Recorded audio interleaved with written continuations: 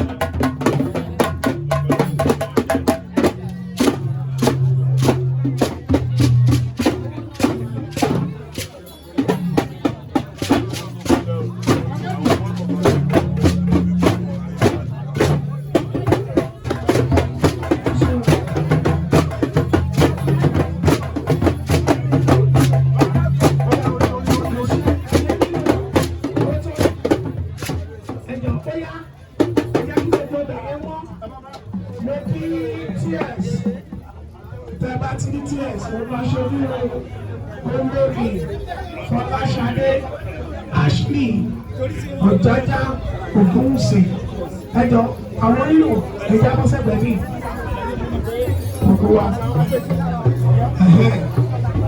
ẹjọ́ ẹ̀yin tá ẹ ṣiṣẹ́ ohùnmáwòrán ẹ̀yin ayàwòrán, please all journalists kindly please excuse this right now so that we can have a clear picture of what we are doing here. Ẹ̀yin olóríṣà wọn ní kí gbogbo yín wá gba ìṣúná o ló ti yẹ yín ẹṣẹ o ẹṣẹ o ẹṣẹ o ẹṣẹ o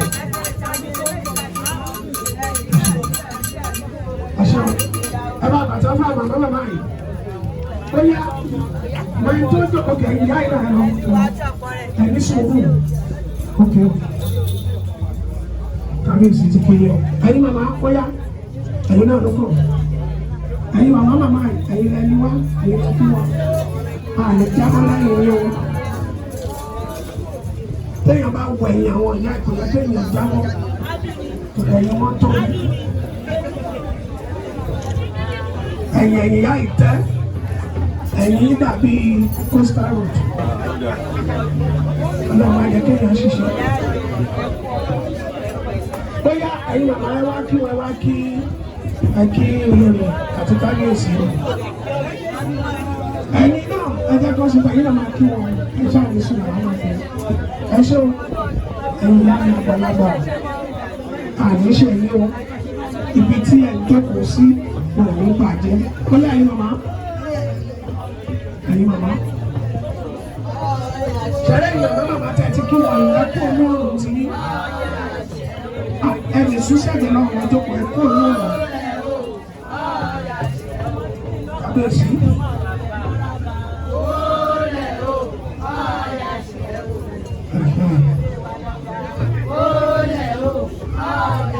Ẹ ṣe àwọn tí ti ní stanza 1 stanza 2 stanza 3.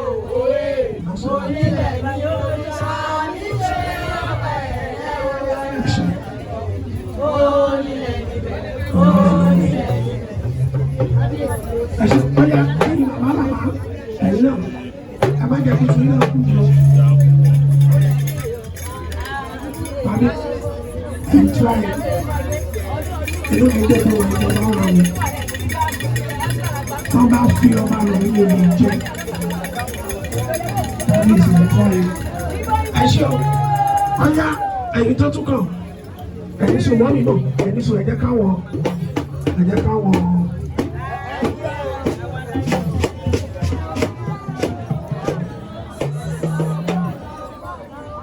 ẹṣẹ o ó yá ẹ̀yin màmá ẹ̀yin ẹlẹ́rìí lẹ̀ bẹ́yà ẹ̀yin ẹlẹ́rìí lẹ̀ ẹ̀yin sùn ẹ̀yin onílù ẹ jẹ́ káwọn ẹlẹ́rìí lẹ̀ náà kí wọn.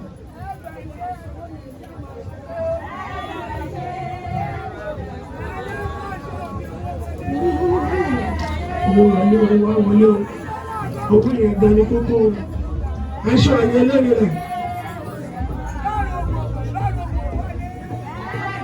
Ṣe àwọn olótùkù ẹlẹ́dú ẹni sùúrù ẹlẹ́dú ìyáwó ọ̀fẹ́ ọlọ́dún ọgbà rẹ̀ ẹ̀ṣẹ̀ ẹ̀yẹ lórí rẹ̀ àmájọ pẹ́ àwọn ẹlẹ́dú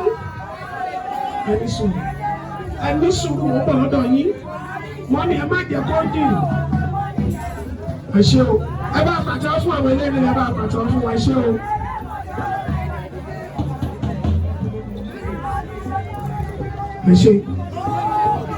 Àìṣe ó yá àwọn ẹlẹ́gún àní sùúrù àyè ẹlẹ́gún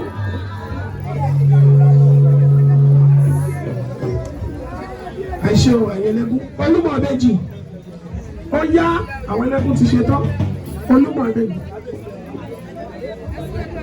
sáwọn ẹlẹ́gún yẹn olúmọ̀ méjì ẹṣẹ́ wọn ti ṣe tán olúmọ̀ méjì ẹ lọ ṣé gbogbo ìlànà méjì. Kábíyèsí ẹ fàṣẹ sí ọmọ tí o ti máa rí nǹkan lọ bí méjì. Ta ló kù àwọn olóyìn olóṣà ẹ̀yin tẹ́ ẹ ti ṣe yẹn kó lóore lọ tó sẹ́gbẹ̀gbẹ̀ yẹn. Mo ń bọ̀ ẹ̀yin alára gbó ẹ̀yin ẹgbẹ́ àfẹ́ ewu tọ̀tọ̀ àwọn olóṣà. Ẹ ṣé o mo bọ̀ ó yá ẹ ṣé o. ṣe ẹ̀yin oníbejì ètí ò ti máa rí mi kórí mi wọ́n rán mi sí. Ó yá ẹ ṣe elégún àmì ẹ̀yin olóṣà ẹ máa rọra ẹ̀yin olóṣà.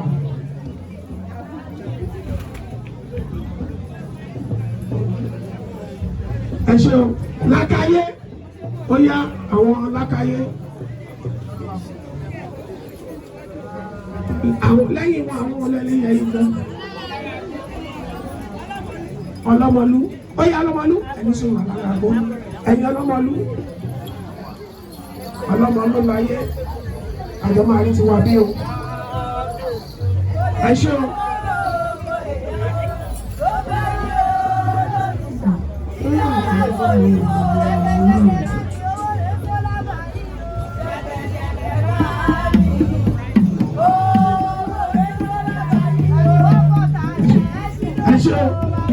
Ẹ ṣe o ẹ̀yin ọlọ́mọ. Ó yá àwọn alára gbọ́ àwọn alára gbọ́dà. Ẹ ṣe o àwọn alára gbọ́. Ẹ ṣe o àwọn ẹlẹ́gbẹ́ nìyẹn. Múṣọ. Ẹ ṣe o ẹ̀yin alára gbọ́. Ẹ̀yin Olokun. Ẹ ṣe o. Ó yá ẹ ṣe ẹ̀yin Olokun náà ó yẹ àwọn ọlọ́kùnrin àwọn dókítọ̀ ẹ ṣe àwọn àgẹrẹ ẹ ṣe àgẹrẹ ẹlẹ́sẹ̀ kan àlà ló ń dá ẹ ṣàjẹ ìṣúsẹyìn ẹ ṣe ẹ̀yin Olokun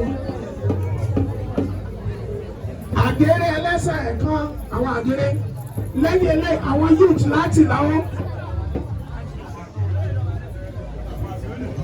ẹ ṣe máa ní káàkiri dọ̀bálẹ̀ ìkànnì yìí ni ẹ ṣe o ó yá àwọn youth láti láwọn ó yá ẹjẹ àwọn youth kan tẹ̀lé bàbá kábíyèsí.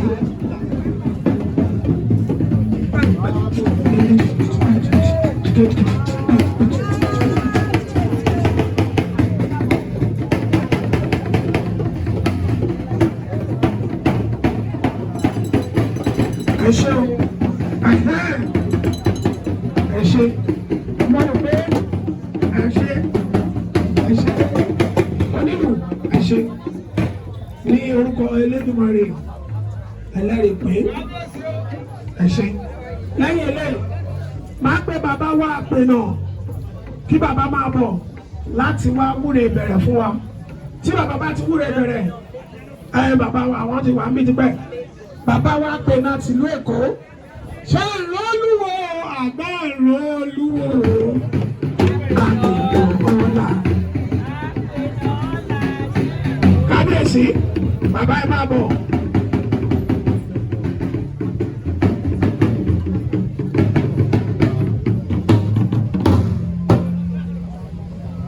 Bá a kọ́ dá o, bá a ṣẹ̀dá o, ìgbéyàwó àgbáyé. Ìbà ẹlẹ́bù ìbà ẹsẹ̀wù ìbà bàbá balùwò ìbà kábíyèsí ló tún máa yọba tẹ́rẹ́ káyé ayọba lè mú ìṣọba lè ṣe gbogbo ọba ṣe ìgbóhùn àdúpẹ́ lórí orin tó ṣe fún wa lénìí ìbúra adájọ́ ọjọ́kù ọ̀pọ̀ lájọ́ sùn lánàá tí ò jí mọ́ lénìí láì ọ̀pọ̀ náà láti lọ bẹ̀rẹ̀ láàárọ̀ tó fi wákàtí tó wà lọ́sùn tó wá ṣe tó fi wákàtí ìjọba àtẹ tó ṣe ń bọ̀ lọ́nà báyìí ó ṣe láburú fún wa báyìí wáyé bá burú pẹ̀lú tàbí ṣe báyìí a máa lọ ibà máa bọ̀ ní báyìí ìbá àbá mi ládéládé o ìgbà yìí máa ń mi o ìgbà yìí àgbààgbà o ìgbà yìí olóyè lóye o ìgbà àtọmọdé bá dúbà lẹ̀ ìgbà kálẹ̀ o nítorí bá dúbà lẹ̀ ìgbà bàbá wa rí wà ní ọba rẹ̀ ó Lagos rí wà ní ọba rí wà ní akéwì àrèmú ìṣọ̀lá lè bá gbàdúrà kábíyèsí o wàá gbó wa tọ́ wàá fọ́ pa wà fún ìdílé tí gbó máa tọ́ o máa fọ́ pa o máa fún ìdílé báyìí tí o kó pẹ́ láyé tó ní mọ̀ sáré gbogbo àwọn ọmọ tó kó jọba gbogbo ilé ìwé tó ti lọ sí gbogbo ní bọ́rí tí tó wà ní yọ̀ǹda Èkó ní abẹ́ Èkó ní ẹ̀dùnkẹ́ Èkó ẹ̀mí láṣẹ nígbà ẹjọ́ máa ṣe pẹ́pẹ́ ni ẹjọ́ máa ṣe pẹ́pẹ́ ni láàrin ìjọba lọ́wọ́ ọkọ̀ Nàìjíríà pátápátá ẹ̀ ní ayé kò ṣe báyìí ẹ̀ ní ayé sáfẹ́ lọ ṣe jẹ lọ́tọ̀ ìyá mi ìbàwọ́ náà bẹ́ẹ̀ kó rí o ẹ̀kú rí ẹja jọjọ́ kó báyìí o nífẹ̀ẹ́ lè dágbére fáyé báyìí àṣẹ ìṣekúṣe ló máa ṣe báyìí láṣẹ lójú máa báyìí wòye mi àtúntò jù báyìí lọ ni àbámi abọ́yọ Olokun Lagos abéṣọ àbámi o mo dúbà yín o ẹ̀jẹ̀ mo ń tọ́ tó ń jẹ́ o aláti dúbà yín o ètò àwọn ìyẹn tó ká ọ̀rọ̀ ọmọ báyìí kó tó bẹ́ẹ̀ kó rí bẹ́ẹ̀ kó ṣẹ bẹ́ẹ̀ o láti bá gègé nígbó olùgbò ń gbà ní ìgbò orí náà kan náà tó wà bíbáyìí o adébíbà láyọ̀ báyìí padà sílé wa báyìí ayọ̀ náà la máa bá dé yọ àdídàdí mẹ́rin ká tó wọlé báyìí o láṣẹ lẹ́jọ́ ẹ̀ dáadáa gbére fún onímọ̀ bàtà máa wọlé báyìí ètò bá kàṣà ìmọ̀ bàtà máa wọlé àlàáfíà la máa fi wọlé o láṣẹ lẹ́jọ́ ẹ̀ orí bẹ́ẹ̀ kò ṣẹ̀fẹ̀ ọ́ní tó ń torí o fẹ́ẹ̀ tẹ̀jú gbọ̀nà ọ̀rọ̀ dágbó bá sọ ó dègbò bá ké bá gégi ní gbólúgbò máa gbà ní èyí tí mo wí o àbẹ́jẹ́ ti kúrò akúrẹ́kùnà kò ní bẹ́ẹ̀ tiẹ̀ kó má jẹ́ amóṣù amọ́jọ́ amọ́lẹ̀ mọ́lẹ̀ pa o. ẹ ṣé bàbá wa akẹ́nà tìlú Èkó ẹ̀yin nínú ẹ̀jọ̀ ẹni sọ̀rọ̀ ṣẹ́rí èmi àti àjọ ṣiṣẹ́ mọ́jẹ̀kára yín wà lọ́nà jù mo ti ṣàfihàn ẹjọ́ yín. jẹ́ pé wọ́n jẹ́ kọjú èyí ìṣeéṣe lẹ́yìn Elédùmarè mo dúpẹ́ lọ́wọ́ Lagos State Governor His Excellency Babajide Sanwo-Olu and also his Deputy Governor Obafemi Hamzat. Mo dúpẹ́ lọ́wọ́ the Lagos State Ministry of Tourism, Arts and Culture for standing by us over the years. Torí ọdọọdún láti ọdún tá a ti gbé ọdún Olókun ìkalẹ̀ ni wọ́n ti máa ń dúró tì wá.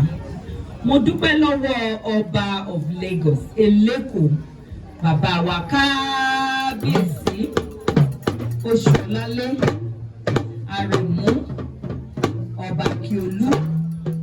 A dúpẹ́ lọ́wọ́ bàbá wa, wọ́n pẹ́ láṣẹ. Bàbá túbọ̀ pẹ́ lórí tí àwọn bàbá wọn wọ́n jù lọ báyìí. Mo dúpẹ́ lọ́wọ́ gbogbo ìgbàrúnmalẹ̀ pátápátá. Olókun Sẹ̀ní Adé, ìyá mi àjífẹ̀ràn ńlá bọ̀, kò ṣe mo dúpẹ́. Mo dúpẹ́ lọ́wọ́ Ọbàtálá Ọbàtárìṣà ọba takuntakun lóde Ìrànjẹ́, ọba àlà tó sì sínú àlà alábàláṣẹ, ọba àlà funfun gbò. Mo dúpẹ́ lọ́wọ́ Iyemọja Àwòyó, Iyemọja kan ẹ má gbóníbodè jù, ìyá mi ò jẹ́ ti jẹ pẹ́pẹ́yẹ. Mo dúpẹ́ lọ́wọ́ Ọ̀ṣun Ṣẹ̀ǹgẹ̀ṣẹ́ olóyè Àyàn. Ọ̀ṣun Ṣẹ̀ǹgẹ̀ṣẹ́ olóyè Àyàn awẹ́dẹ́ kó tó wẹ mọ́ ládékojú ẹ̀bùrà tí ń gbénú omi. Òun ló wẹ̀rí alára tálára fi lára. Ó wẹ̀rí ajérù lérò lẹ́yìn ó wẹ̀rí ọ̀rọ̀gún àga ó gàgàgà tí òun gbóró yéèyé. Mo ṣèbà ògùn láká ayé ọ̀ṣìmàlì. Olómi lẹ́fẹ̀jẹ̀wẹ̀ láṣọ níbi mọ̀kímọ̀ bóra. Tó jẹ́ ká débi láyọ̀ àtàláfíà, a dẹ̀ máa padà sílé láyọ̀. Mo dúpẹ́ lọ́wọ́ èṣù láàlú ògiri òkú. Láàárọ̀ ìrògbò ẹ̀bùrà tí ń jẹ́ látọ̀ pa ẹlẹ́kùn sunkún láàárọ̀ yẹn ní ẹ̀jẹ̀. Èṣù abániwọ́ràn bá òrìdá, a máa bá àwọn ọ̀tá wa wọ́n ràn. Mo ṣèbà Ṣàngó Olúkòso. Mo ṣèbà ọya orí ìrí. Mo ṣèbà ọpọlọ ayé àfọ́.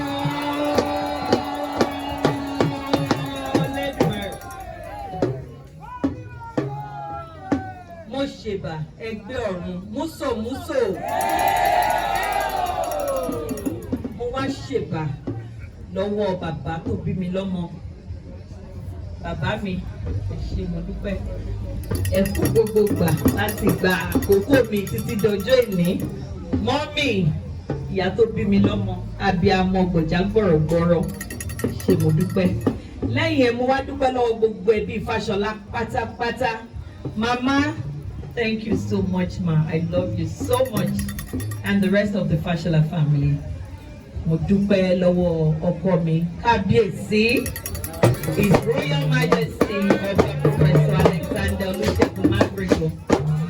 Olú orílẹ̀ ìlà tilé koko nílò. Ẹ̀kú ìkẹ́ Ẹ̀gbárùnmọ̀lẹ̀, ẹ̀kú ìkẹ́ Olókun Sẹ̀ní Adé.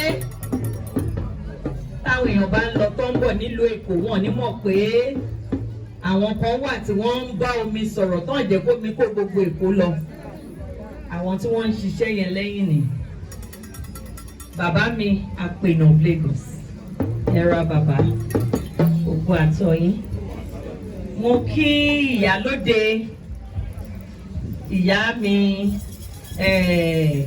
Òdòmọ́lá àtúwàfà fún yín gbogbo ẹ̀yin ìyá mi tó kù pátápátá ẹ̀yin Òṣùgbó bàbá mi ilé ńlá mo kí yín o ẹ̀yin Àkàdámàṣá ẹ̀yin awo ọ̀pá gbogbo ẹ̀yọ̀ òrìṣà pátá láti orí Adímú dórí Oníkó Ọlọ́gẹ̀dẹ̀ Làbá Ẹkùn ẹ̀yọ̀ Àgéré ìyá òòṣà Ṣàngó of Lagos mo kí yín o gbogbo olórìṣà parapọ̀ ìlú Èkó pátápátá mo dúpẹ́ lọ́wọ́ yín fún àdúró tí yín o á tú àbá fún wa wọ́n ní ká dúpẹ́ ni nítorí ẹni tá a bá ṣe lórí tá a bá dúpẹ́ bí ọlọ́ṣà tó kó ní lẹ́rù lọ ni mo dúpẹ́ lọ́wọ́ gbogbo yín pátápátá fún àdúró tí mo àgbà ládùúrà pé òkun táwa bọ lẹ́nìí fún ọwọ́ fún àlàáfíà fún ẹ̀mí gígùn fún nǹkan mèremère ni ó máa já sí fún ìlú Èkó àti gbogbo Nàìjíríà lápapọ̀ ẹ̀yin olódò jẹ́ elders of Yoruba land mo dúpẹ́ lọ́wọ́ yín o ẹ̀yin àgbààgbà ìlú tẹ́ẹ̀jẹ̀ kí ló bàjẹ́ tẹ́ẹ̀jẹ̀ kó bàjẹ́ ẹ ṣé mo dúpẹ́ o even though the notice was really short but make sure pé ẹ wá ẹ fi hàn wípé ara yín ni mí lóòótọ́ èmi gangan lérè ìlú aṣáájú yín ẹ ṣé mo dúpẹ́ ẹ ṣé gbogbo lóye ìlú làwọn.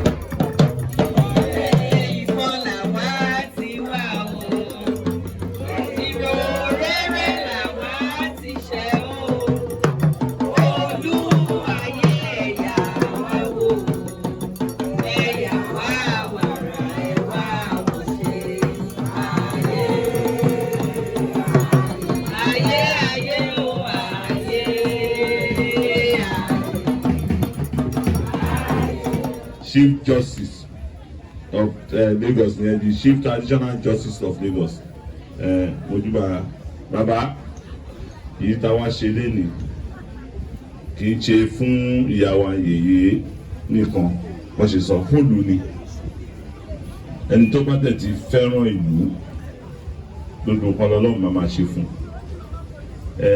Olókun àṣẹrí ajé lábùjẹ bùdànà lárí bàbá aṣọ ògùn dúdú eyín ẹ̀ funfun akíngbọ́ ọ̀rá Ifẹ̀ afàìlì ìbánijẹ́ tí ń bá ní san ajífẹ́rọ́ ńlá bọ ajífìlùkì Olókun àjàwó ògbólúmọ̀làjà Olókun ọ̀rá o táwa fún ní oúnjẹ lẹ́nìí oúnjẹ tiwa kò ní fi wọ́n wa olórí ẹ̀mí àgùn ààrẹ alẹ́ wọ́n ní ara líle ni wọ́n rán fi ń ṣe lókun ara dá mi ara yá mi lápá lóńké àìsàn gẹ́lẹ́tẹ̀ kì í ṣẹ́kùn ìwọ pẹ̀lú bàbá wa kábíyèsí ẹni fàìsàn ló gbà adé ògún lúsọ̀lúsọ̀ bòjì ta ló ní Olókun ló ní yèyé rárá níjọ́ tí ìyá Olókun kú wọ́n wọ ẹni tó máa bá a sì ìyá Olókun wọ́n pọkùnrin ó sá wọ́n pòmìnrin ó sá ó ní báwo làwọn ṣe fẹ́ sìn ìyá Olókun wọ́n wá pe yèyé rárá olórí olóhùn abáyín sìn ìyá Olókun oníṣèbí ìyá Olókun lẹ́fẹ́ sìn olóhùn abáyín sìn ó ra pósí idẹ ó ra aṣọ àrán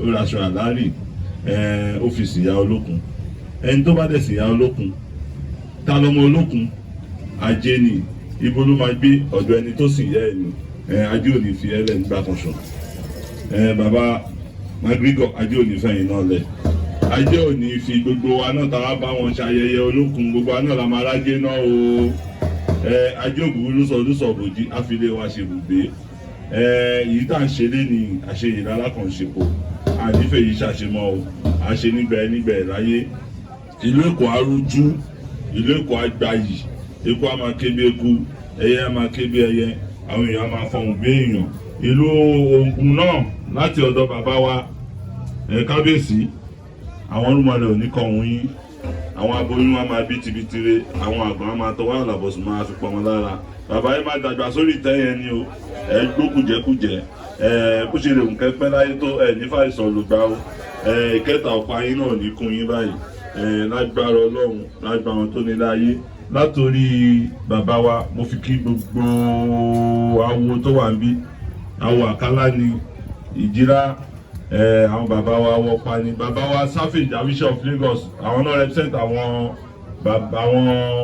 babaláwo àwọn náà wà níbí pẹ̀lú àwọn babaláwo Òṣùgbó ìlú Èkó wọ́n ní aláyé ṣe ẹ má wé yìí o mo kí gbogbo wa gbogbo àwọn olóríṣà parapọ̀ kò nítorí mi bàjẹ́ màmá àìṣẹ̀ bẹ̀rẹ̀ ọdún Olókun ni o èyí tá tún máa bá a ṣe níwájú tó ń bọ̀ lọ́hùn lágbára àwọn aláṣekù lágbára àwọn tó fọkọ́ ṣálẹ̀ ìlú yìí lágbára pé Olókun òun ló sáyé ró òun ló sáyé pọ̀ àwọn tí wọ́n máa bá wa ṣe wọ́n á tún pọ̀ jù báyìí lọ látòrí president wa bá wa dá sí nítorí pé gbogbo ìgbà náà máa ṣètùtù Olókun fóun náà tó máa tún fi padà wọlé lẹ́lẹ́kejì bá ṣe ń ṣe fún tó ń jẹ́ yìí dá tún máa ṣe nítorí orí ẹ̀ náà eléyìí náà jókòó yìí nítorí ẹ̀ náà wà ń bẹ̀ eléyìí náà tún jẹ́ fún báyìí tó bá jẹ́ fún tán ọ̀wá ní fi wá ṣàwátì ń bẹ̀ o gbogbo àdínú Nàìjíríà ó máa dẹ̀rọ̀ èlé kò ní kéde mọ́ torí pé ẹ̀rọ nìrókò so ara kì í nọ̀kẹ́ ara kì í nọ̀gẹ̀dẹ̀ ara òní ní gbogbo àlù Nàìjíríà mọ̀ lágbára lọ́tídẹ̀rù náà bá máa dé báyìí gbogbo wa ló máa bá o yìí ta wí léèdì báyìí á mójú àmọ́ wá o á mọ́lẹ̀ pa á mọ́ tìmọ̀tìmọ̀ láṣẹ bàbá wa tó wà ní ìjókòó bó ṣe máa rí nìyẹn o. Ẹ jẹ́ bá pàtó fún bàbá wa bọ̀rẹ̀ tí ìlú Èkó dáadáa. Ẹ̀yin bàbá bí ẹ dúró bí ẹ wúre ìrè ní kàṣà ìgbà bí ẹ bẹ̀rẹ̀ bí ẹ wúre ìrè ní kàṣà ìgbà ṣeun. Bí a sọ pé ẹ bọ̀ra ó yẹ bá mi lù ẹni sùúrù orí ìlú yẹn ní ẹlù ìyá Ṣàngó ẹ bọ̀ra kárí ẹ pẹ́ ẹ bọ̀ra ìyá Ṣàngó ẹ bọ̀ra kárí ẹ pẹ́.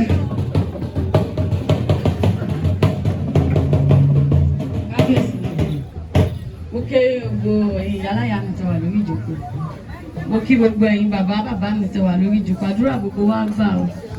A lè ṣe lásán. Ìrìnlá wá àfàyàn gbáre lọ́jí.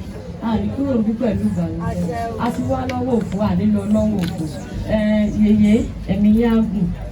Níwò yá àmọ́dún nínú ọlá ńlá lẹ fi máa fi ṣe. Ní ṣe ń ìbànújẹ́. Bí ìbámọ̀ bá má ṣe ọdún lọ́dún yìí kò ní jẹ́ títí yín. Ẹni tó bá máa kó bá wa bá lọ kó bá tiẹ̀ wájú ni ànírẹ́ ni kúkú láàrin gbogbo wa o aṣọ ọdún mọ́dún àròkù báyìí arígbé àṣẹ mi.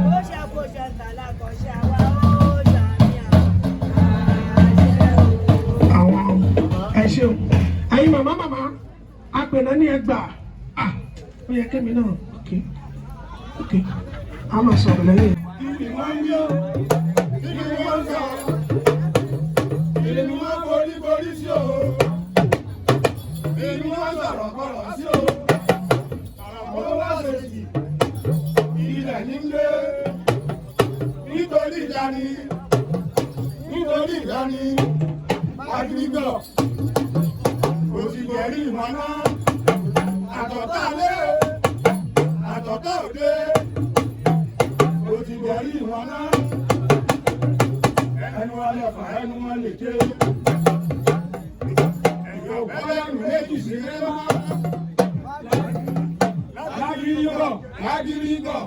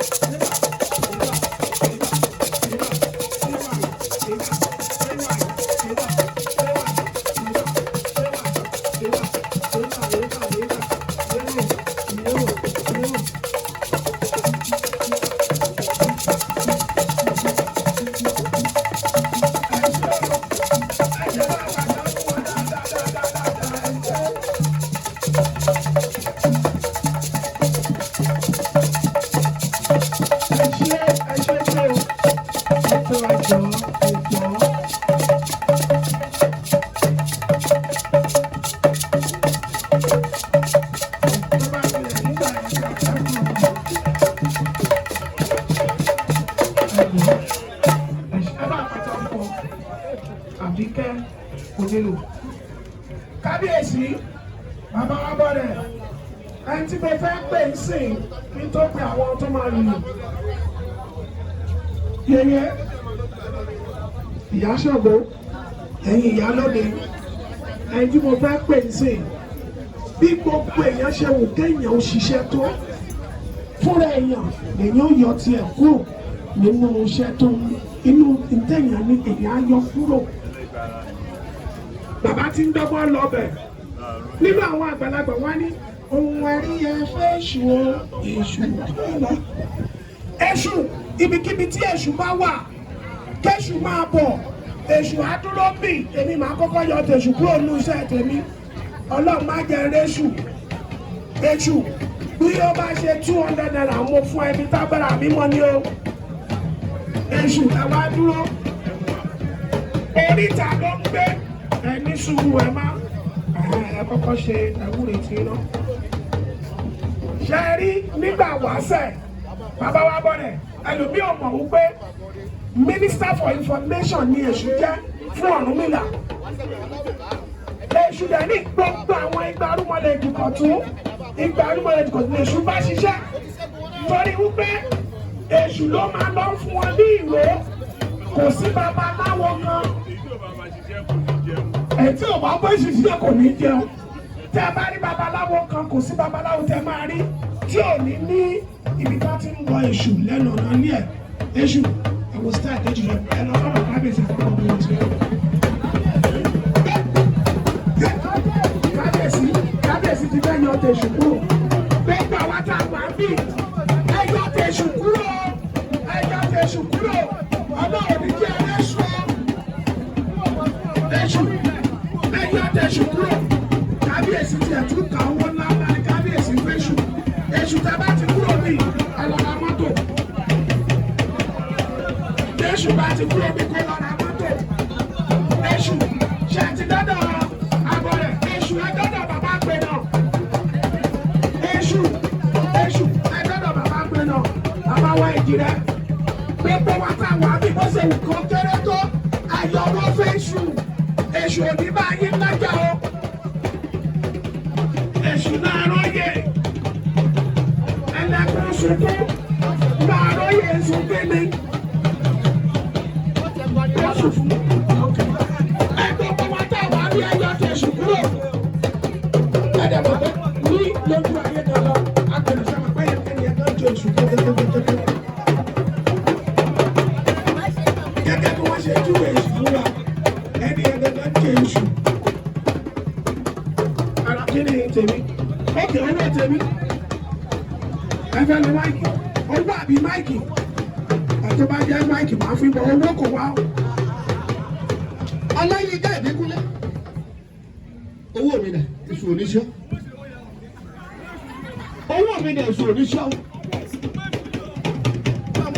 Kábíyèsí ojú rí o tó wà lọ́wọ́ mi mo fẹ́ kílẹ̀ yẹ ìwọ padà bọ̀ wá bá ọ. Yẹ yé pé ojú rí o kí n fún yín lówó.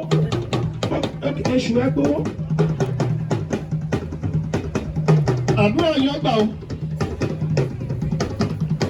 Mojúbà gbogbo ẹ̀yin awo pátápátá o. Gbogbo ẹ̀yin olórìṣà mojúbà yín o.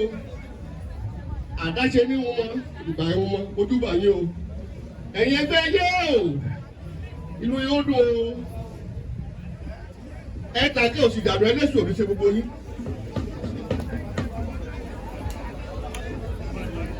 Ẹgbẹ́ ọ̀nà tí ìwà níbi ṣe yín rèé o.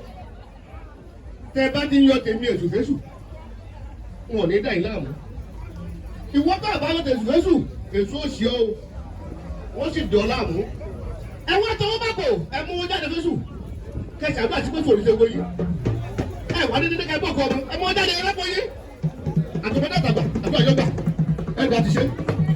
Èṣù owó kan ti jábọ̀ o 1,000 lẹ́gbàá lọ́wọ́ bẹ́ẹ̀ bá mú ṣẹ́ńdì o.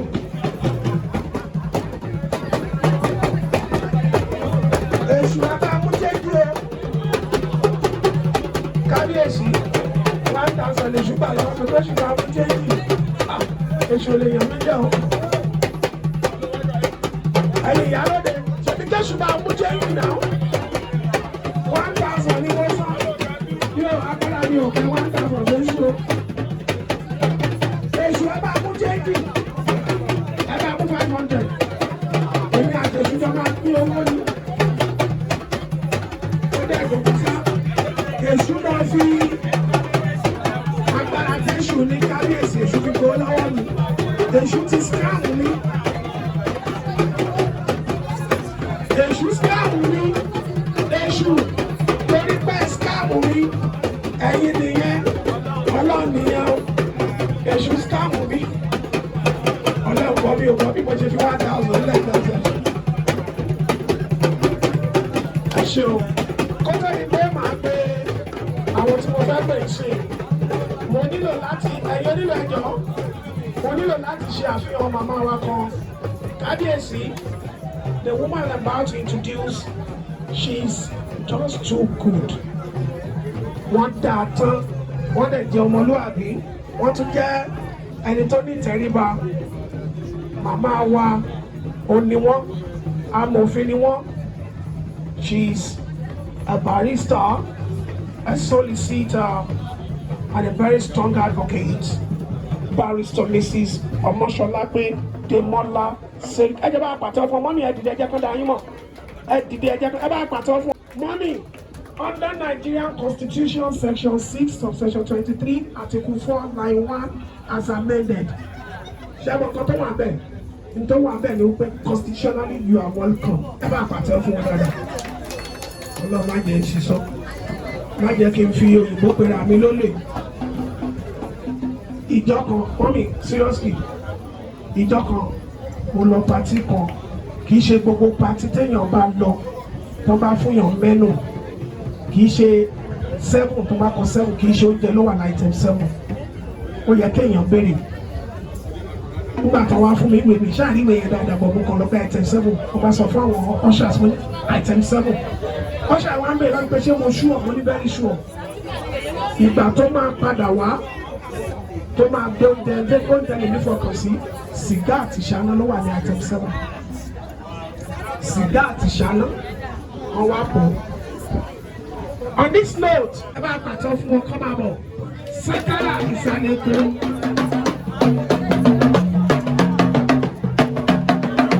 Ibi tí bàbá wa pè lọ àti abọ́rẹ̀ tí wà.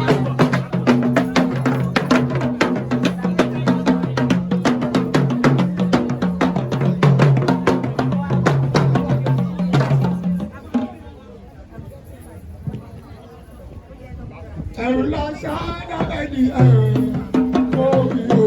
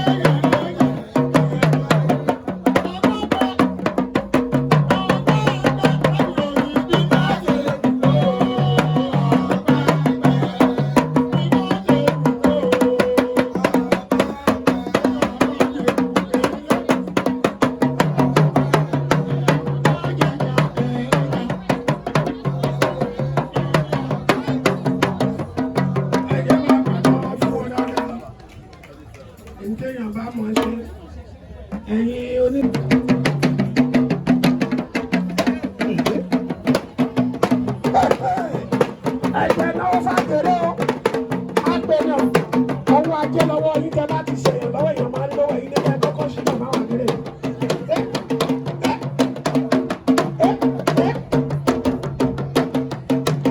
Ìyálóde ẹ̀wà gẹ́rẹ́.